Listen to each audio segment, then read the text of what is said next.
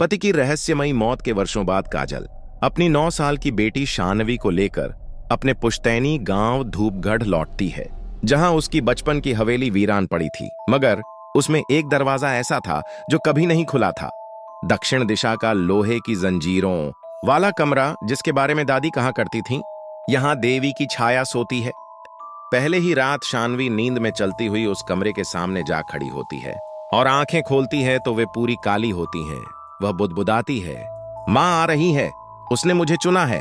काजल घबरा जाती है और गांव की पुजारिन से मिलती है, जो बताती है कि हवेली के नीचे सदियों पहले एक तांत्रिक ने मां काली की छाया निशा काली को बांध दिया था, जो हर 100 साल में एक मासूम बालिका की बलि मांगती है। अब बलिदान का समय फिर आ गया है और शानवी उसका अगला शिकार है।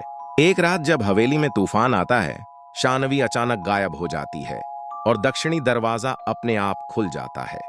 अंदर भयंकर अंधकार, हवा में रक्त की गंध और बीच कमरे में तैरती हुई शानवी की चीखें।